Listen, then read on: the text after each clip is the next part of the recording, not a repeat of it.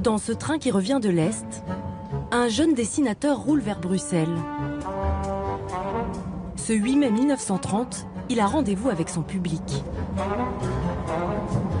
Vous êtes le père du fameux Tintin, monsieur? Oui, monsieur. Comment vous appelez-vous? Hergé, autrement dit Georges Remy, ou le contraire, si vous voulez. Remy Georges dit Hergé. Comment est-ce qu'il est né? Il a fallu que je dessine quelque chose et j'ai pris la solution de facilité, dessiner un rond, une tête ronde en tout cas, en me disant que je ne risquais pas de me tromper par la suite. Depuis 1 an et demi, Hergé compte les aventures du reporter chez les soviets dans les colonnes du Petit 20e. Le journal a prévu un coup de pub, un faux retour du RSS. Il dit non, écoutez, ne faites pas ça, il va y avoir personne, c'est ridicule. Ils l'ont fait quand même, et je suis parti avec un petit bonhomme, un petit garçon qu'on avait trouvé qui ressemblait très vaguement à Tintin, qu'on avait habillé avec des bottes rouges, avec une veste bleue, avec le col fermé, vous voyez ça d'ici. Et à ma grande stupéfaction, en arrivant à la gare du Nord, voilà la gare du Nord, noire de monde. La jeunesse bruxelloise est venue en masse. Tintin est acclamé. Un héros est né, et en même temps que lui, un artiste. Toute sa vie, Hergé dessinera Tintin.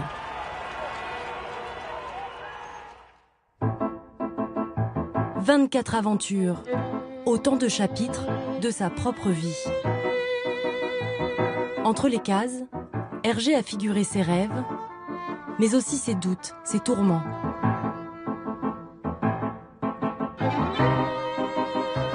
J'ai souvent eu l'impression, en racontant la vie d'Hergé, que Tintin était quelques pas devant lui et qu'Hergé s'efforçait de lui ressembler. L'œuvre d'Hergé, elle a une crypte. Cette crypte, c'est son histoire familiale. Et c'est là que je l'ai trouvée. Hein. Mais à premier abord, ça ne saute pas aux yeux. Un Numa Sadoul qui sait écouter si patiemment, qualité rare. Je suis arrivé au bon moment, moi. Au bon moment, au bon endroit, quand il fallait. Il avait besoin de raconter sa vie. C'était en 1971. Hergé, si souvent retranché derrière Tintin, acceptait de parler de lui. Des enregistrements uniques. Vous m'arrachez des confidences que je n'aurais faites à personne d'autre, parce qu'en général, je suis extrêmement discret et j'aime pas trop parler de moi, que je mets en général à un mur tout de suite. S'accepter soi-même. C'était mon gros problème. Vous avez eu du mal? Oh là là. Oh là là.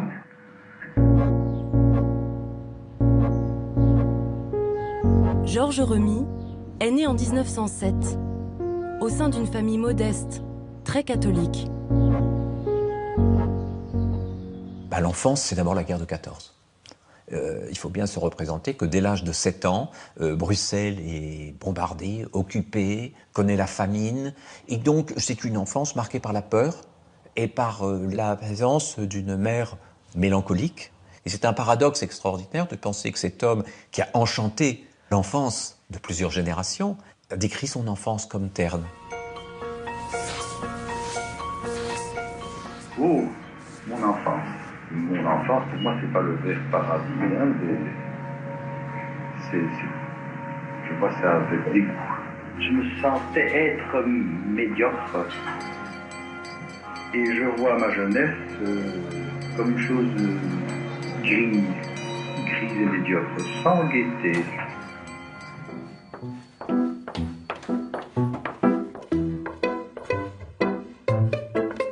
Pour fuir la grisaille, le jeune Georges se raconte des histoires. Il les crayonne sur ses cahiers d'écolier.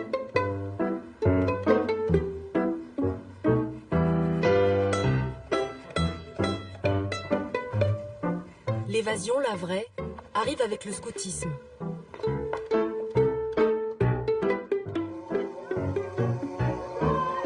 C'est dans ces camps que naît l'ancêtre de Tintin, Totor, chef de patrouille, que Georges dessine pour une revue scout. Il commence à signer Hergé. Il arrête les études après le lycée. Les scouts lui trouvent une place au XXe siècle, journal catholique et nationaliste. Au service des abonnements, Hergé s'ennuie. Un homme va changer le cours de sa vie, l'autoritaire abbé Wallet. L'abbé Wallet, c'est une grosse influence sur moi, maintenant j'en aperçois. C'est lui qui m'a fait prendre conscience de moi. L'abbé est le directeur du journal. Il l'a pris sous sa coupe, devient un père spirituel. Il marie même Hergé à sa secrétaire, Germaine Kickens. Surtout, il a repéré ses talents de dessinateur. Il y a chez l'abbé Wallet deux dimensions. Une dimension très réactionnaire, admirateur du Mussolini, vraiment flirtant avec des idées d'extrême droite. Et puis, une dimension très moderne. Et la dimension très moderne, c'est par exemple croire à l'image.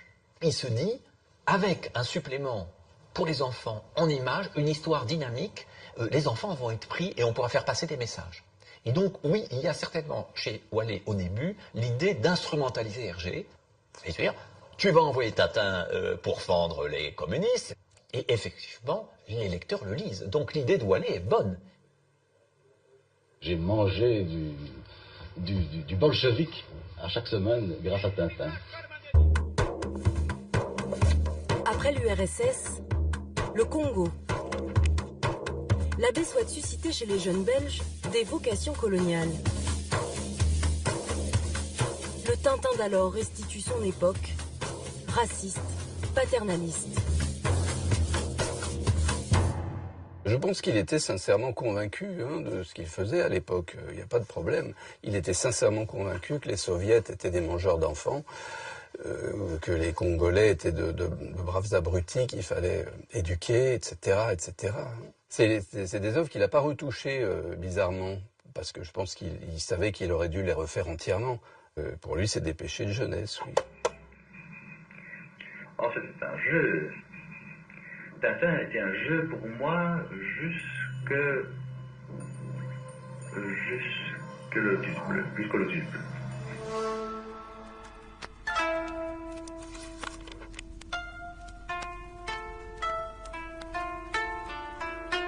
Le Lotus Bleu débute comme une enquête sur un trafic de drogue. C'est surtout l'histoire d'une rencontre qui va marquer Tintin, comme Hergé.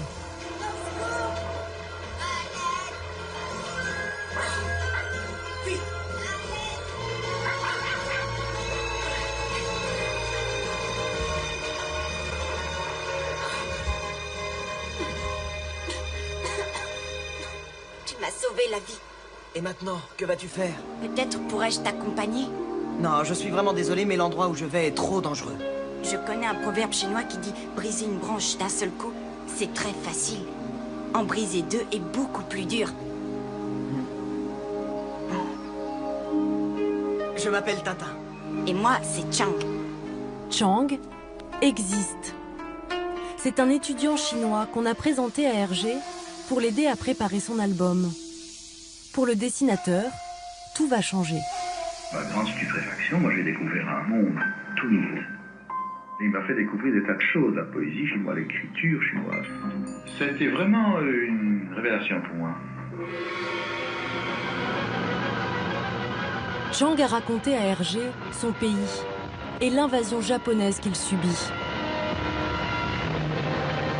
Le Lotus Bleu dénonce cet impérialisme.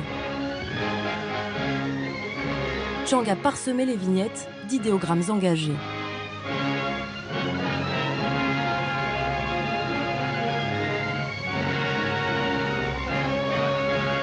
C'est un album où il y a un bon narratif intellectuel et graphique. Et on a quelque chose qui dépasse tous les préjugés racistes qui pouvaient être à l'œuvre dans Tintin. C'est vraiment là que Tintin prend toute son épaisseur, que l'œuvre, on va dire, s'installe dans son moule. Et après, ça ne s'arrête plus. Alors après, voilà, tout de suite, c'est l'aventure humaniste et anthropologique qui commence. Si Tintin voyage, Hergé ne quitte jamais Bruxelles. Mais désormais, il n'écrira plus rien sans se documenter. Affranchi de l'abbé Wallet, Hergé choisit ses sujets et s'empare de l'actualité. En 1938, elle résonne du bruit des bottes l'Allemagne nazie vient d'annexer l'Autriche. La marche triomphale d'Hitler sur Vienne va commencer. Sur tout le parcours de Braunau à Linz, il est l'objet de formidables ovations et les troupes allemandes, elles aussi, sont fêtées. Hergé imagine alors le sceptre d'Ottokar, où le petit royaume de la Moldavie est menacé par une puissance militariste. À sa tête un certain Mustler, mélange de Mussolini et d'Hitler. C'est une histoire qu'on peut qualifier d'anti-totalitaire et d'anti-nazi. On aimerait qu'Hergé ait prolongé dans sa propre vie l'attitude de Tintin et la lucidité qu'il y a dans le sceptre d'Ottokar. Mais le 10 mai 1940, le Troisième Reich attaque la Belgique, l'écrase en 18 jours. Le journal d'Hergé a disparu dans la tourmente. Il accepte donc de travailler pour le plus grand quotidien belge, Le Soir, dont l'occupant allemand a pris le contrôle. La guerre est finie pour nous. Donc, c'est fini, nous n'avons pas d'alliés, c'est terminé, les Allemands sont chez nous très bien embêtants, enfin, ça ne durera pas toujours, hein, et c'est fini. C'est pour ça que je n'ai aucun scrupule à collaborer à un journal comme Le Soir. Pour moi, c'est de l'affaire assez claire, quoi. Hergé ne met pas beaucoup les pieds au journal. Il travaille seul, chez lui. Il se réfugie dans le monde de Tintin, le peuple de nouveaux personnages, autant de doubles de lui-même. Je m'aperçois que Tintin est un héros sans peur et sans reproche. C'est probablement ce que j'aurais voulu être. Et au fur et à mesure que les années ont passé, sont nés autour de lui des personnages qui ont des défauts. Des défauts physiques ou des défauts moraux, hein, comme le capitaine Haddock, et qui est plein de défauts, lui. Hergé a bien balisé les choses. Hein. Il a dit Tintin, c'est moi quand j'ai envie d'être un boy scout parfait. Haddock, c'est moi quand je m'énerve. Il aurait pu ajouter quand je bois un coup de trop. Et puis Tournesol, c'est moi, dit-il, quand je suis enchaîné à ma table de travail. Vous savez, c'était un bourreau de travail. Hein. Hergé est tellement absorbé dans le travail pendant la guerre, tellement concentré, il ne voit pas la guerre, il ne veut pas la voir. Pour éviter les problèmes avec l'occupant, Hergé met de côté la politique. Il lance ses héros dans une quête généalogique. Tenez, regardez, c'est un de mes ancêtres, le chevalier de Haddock. Il vous ressemble comme deux gouttes d'eau. Oui, un petit air de famille. Nous sommes en 1698. La licorne, fier vaisseau de la flotte de Louis XIV, fait voile vers l'Europe. Les flibustiers, branle-bas de combat.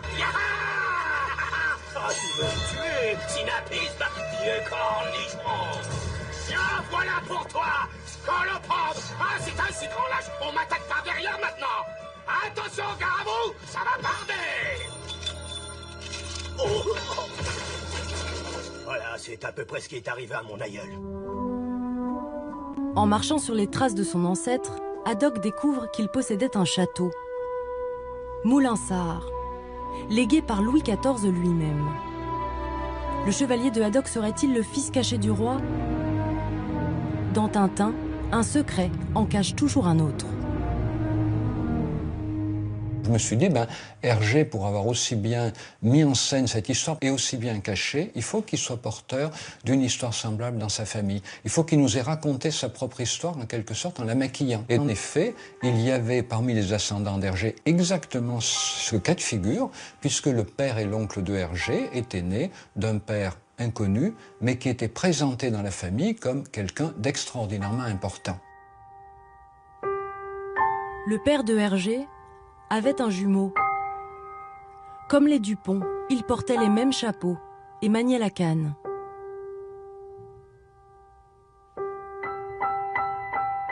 Dupont-D et Dupont-T, deux frères aux noms différents. Comme s'ils avaient deux pères, l'un biologique resté secret, l'autre officiel, qui les a reconnus. Le père et l'oncle d'Hergé ont bien eu deux pères. Les deux ne se sont pas du tout occupés d'eux, ce qui explique la grande souffrance des Dupont tout au long des aventures. Ils cherchent toujours quelque chose qu'ils ne trouvent jamais. Voilà, c'est leur patronyme. Et on lit les albums de Tintin autrement quand on a compris ça. Hergé a construit une bulle autour de lui et de ses personnages. Elle éclate, en pleine écriture des 7 boules de cristal. Septembre 44, à Bruxelles, c'est la libération, mais aussi l'épuration.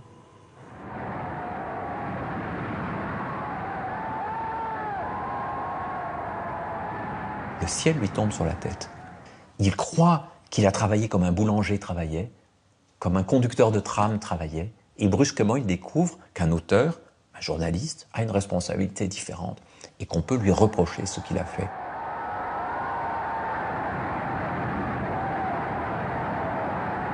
Ça a été libéré le 3, et le 3, il croupissait dans la geôle, on m'a relâché. Mais enfin, j'ai été mis à l'index. Tous les amis, les éditeurs, etc., disparu, plus personne, plus rien. C'est merveilleux. C'est une expérience extraordinaire aussi, ça. Plus personne. Hergé ne s'est pas engagé politiquement, mais l'antisémitisme du soir a parfois déteint sur ses histoires.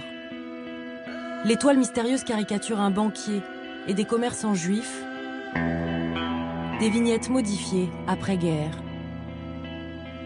Pendant 2 ans, Hergé est interdit de publication. Il n'a jamais compris. Et d'ailleurs, comme il dit toujours qu'on l'a blanchi, qu'il n'est pas passé en jugement vraiment, etc., pour lui, c'est la preuve qu'il n'était pas impliqué dans les idées de l'occupant. Il se mentait un peu à lui-même? Il se mentait forcément un peu à lui-même, bien sûr, puisque tout son entourage, tous ses amis, tout son monde professionnel et amical était quand même aussi impliqué là-dedans. Alors le Boy Scout devait être un peu gêné aux entournures quand même. Tintin va rester 2 ans dans l'ombre, jusqu'à ce qu'Hergé retrouve le droit de travailler grâce à un ancien résistant, Raymond Leblanc, qui lui propose un nouveau projet. C'était en 1946, parce que je crois que c'était une bonne époque pour lancer un illustré pour jeunes de bonne qualité.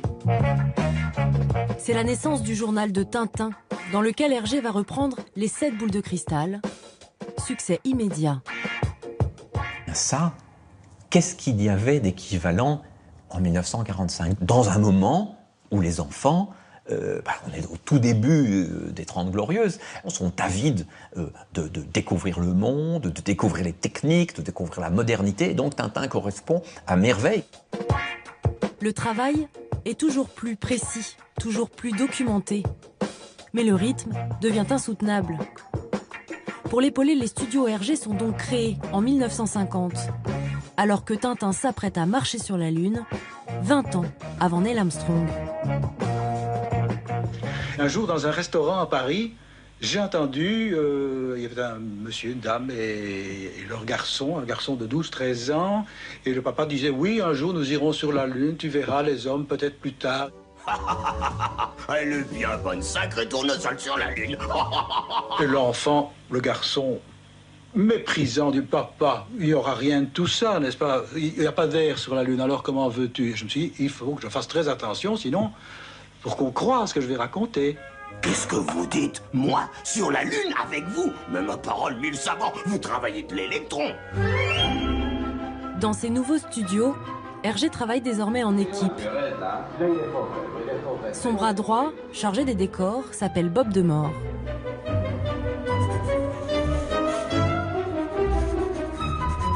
« 30 ans plus tard, son fils Johan Demore rejoindra les studios à son tour. Un jour, j'avais dessiné l'horizon de la mer j'en avais marre, avec une latte, et j'avais tracé à l'encre de Chine, et il avait vu ça. Il dit, Johan, non, l'horizon, tu le fais à main levée. Donc voilà, mais c'est chouette. Donc tout est quand même... il avait compris la difficulté et la grandeur du dessin. Et ça, c'est magnifique. Avec mon père, ils ont fait l'affaire Tournesol, Coq en stock, on a marché sur la Lune, et j'en oublie. C'est quand même pas mal. En plus, il y avait tout le merchandise à côté, les dessins publicitaires, les dessins animés, etc. Donc ça fait quand même pas mal de trucs. Ils ont quand même abattu pas mal de boulot. Les ventes d'albums explosent. Tintin s'exporte dans le monde entier. Il n'y a que Mickey pour pouvoir rivaliser avec Tintin sur le chapitre des jouets de caoutchouc, des chemises peintes, des sous-vêtements et des couvertures. Le petit Belge part même à la conquête de l'Amérique. Adventures of Tintin. Hi, my name is Tintin, and this is my seafaring friend Captain Haddock.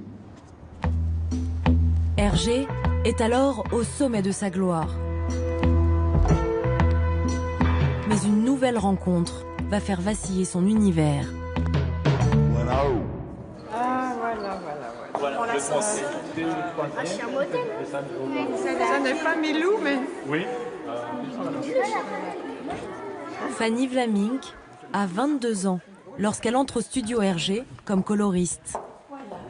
Ah oui, ça c'était dans le temps. Lorsque vous avez rencontré Georges pour la première fois, quelle impression vous a-t-il faite? Mais j'étais assez émotionnée quand même, j'étais un peu timide à cette époque-là, ou plus timide. Donc mais c'était très cordial, très gentil, pas intimidé parce que c'était quelqu'un qui était souriant, qui était gentil. Je me suis sentie tout de suite très bien accueillie et tout ça. Et l'ambiance était vraiment très très bonne. Est-ce que Georges mettait beaucoup de lui-même dans ses albums de Tintin? Oui, bien sûr. Oui, il n'arrêtait pas. Et tout passait par lui aussi pour voir si tout était tip-top comme il le fallait.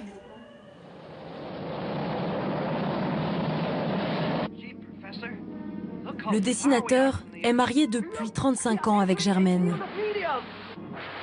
Mais il va tomber fou amoureux de sa coloriste.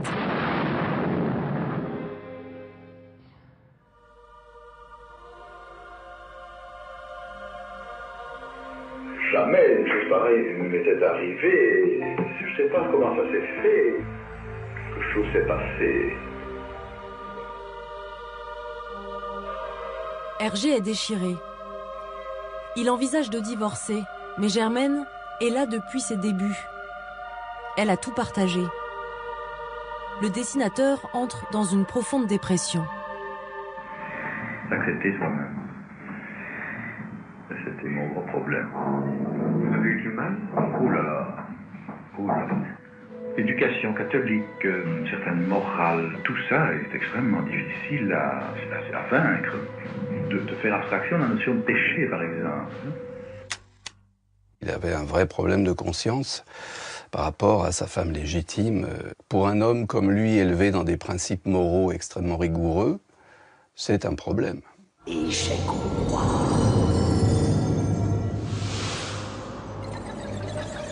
Hergé travaille alors sur Tintin au Tibet. Ses héros partent à la recherche de l'ami Chang, disparu dans les neiges de l'Himalaya.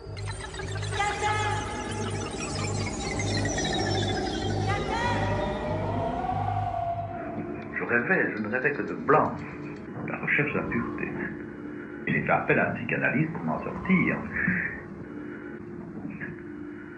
Ce psychiatre dit à Hergé, écoutez, vous souffrez trop à travailler sans arrêt comme ça, il faut que vous arrêtiez de dessiner. Et Hergé a fait le bon choix, il a arrêté d'aller le voir. Décidant d'abandonner ce psychiatre qui ne le comprenait pas et comprenait rien à la création, il va tout mettre dans Tintin au Tibet. Et on a du coup un album extraordinaire. Se séparer.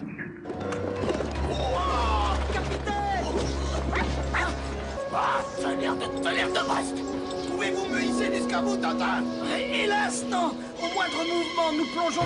Essayez de grimper! Couper le cordon. Capitaine, que faites-vous? Je vais tout simplement larguer les amarres, mon jeune ami. Capitaine, je vous en conjure, ne faites pas ça! Vous ne me ferez pas changer d'avis. Mieux vaut une seule victime que deux. Coupez cette corde, Tintin! Non, jamais! L'album résume les tourments, mais aussi la renaissance de Hergé. Un scout sourit et siffle dans les difficultés. C'était dans la loi scout. J'ai continué et je suis arrivé au bout. J'ai exorcisé le démon de la pureté. C'était en moi. J'ai quitté ma femme et j'ai accepté de n'être pas immaculé. Il a fait sa thérapie avec Tintin au Tibet. Il a été apaisé. Et il a fait ce chef-d'œuvre d'humour et de parodie qui s'appelle Les bijoux de la Castafiore. Et maintenant, ouvrez bien vos yeux. Vous allez vivre un moment historique. Coucou. Tonnerre de Brest. Ce cher capitaine Capoc. Dans cet album inclassable, Cannibale, machine, vampire. Hergé se moque de tout. Oh, ciel, mes bijoux. De lui-même, beaucoup. De son succès, mais aussi de celle qu'il vient de quitter, Germaine. Mais capitaine, quand donc cesserez-vous de porter ce chandail informe, hein? Sans le vouloir, c'est un peu mon épouse qui me tacle là-dedans.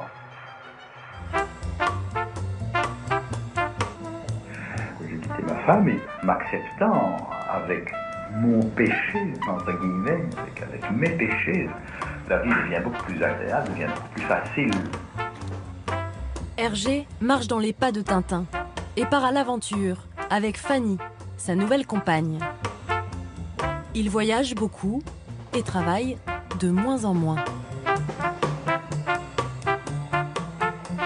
Je pense qu'Hergé, à certains moments de sa vie, dans la soixantaine, serait bien passé à autre chose. Il aurait voulu aller vers une bande dessinée, disait-il, plus philosophique. S'il avait pu être maître de son destin et faire autre chose, il aurait fait autre chose au bout d'un certain moment.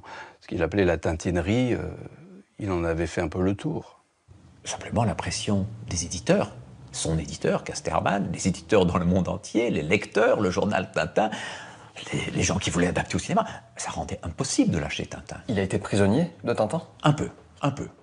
Il se prépare encore à une nouvelle aventure, je crois. Oui. Ça vient. Ça vient, certainement. Je l'espère. La 51e année. Peut-être. Et l'éditeur?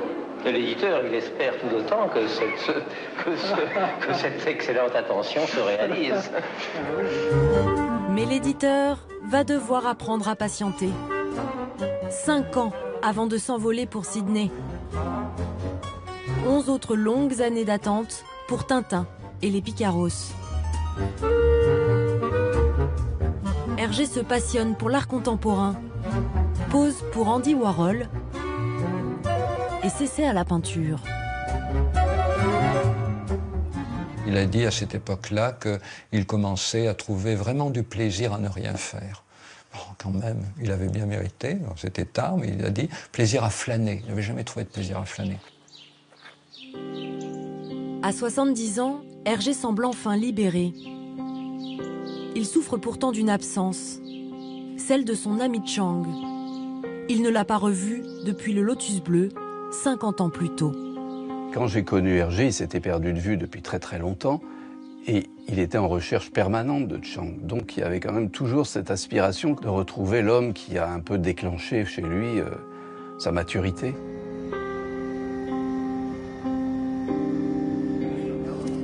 Au printemps 81, le dessinateur finit par retrouver son ami. Chang est accueilli en héros par un Hergé très affaibli.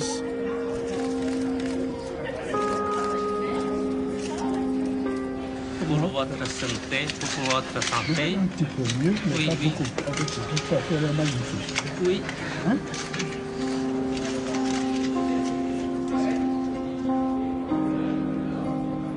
Chang, est-ce que c'est la première fois que vous revenez en Europe depuis tant d'années? Oui, c'est la première fois après une demi-siècle. Après un demi-siècle. Oui. Je suppose que c'est pour vous très, très émouvant. Oui, c'est cela. C'est pas facile. Ça participe à la légende. On pourrait dire que l'histoire de Tintin, elle commence avec le faux retour de Tintin, Gare du Nord, c'est une blague, et que le mythe s'achève avec le vrai retour de Chang. Une collision entre un univers imaginaire et un univers réel, l'émotion de ces deux hommes au soir de leur vie, surtout Hergé qui va mourir peu après. Quelque chose se passe qui fait entrer l'œuvre dans le mythe.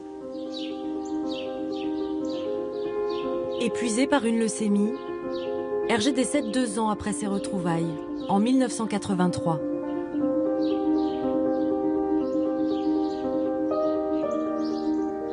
Il laisse derrière lui un album inachevé, Tintin et l'Alphare. Ses instructions sont claires, les aventures de Tintin ne pourront pas continuer sans lui. On ne peut pas faire de nouvel album en bande dessinée. Ça, c'était l'idée d'Hergé. Cette œuvre reste intacte. Cette œuvre, développée par un seul homme, qui y a mis toute sa vie, eh bien, elle reste liée à sa vie. Il s'est réconcilié avec lui-même à travers les aventures de Tintin et on comprend qu'il n'est pas voulu que d'autres les mènent sur d'autres chemins.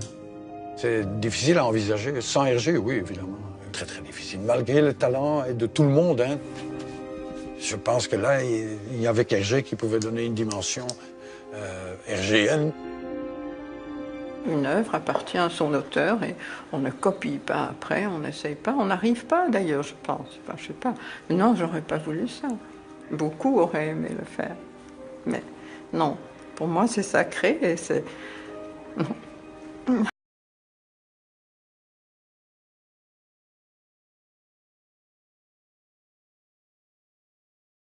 J'aurais pas voulu ça. Beaucoup auraient aimé le faire. Mais non, pour moi c'est sacré et c'est... Non. Il y a trop de lui-même dans ces albums. À la fin de ce reportage, peut-être irez-vous feuilleter un vieil album de Tintin. Regardez attentivement ses héros, Haddock, les Dupont, Tournesol et tous les autres. Vous y trouverez sûrement une petite part de Hergé.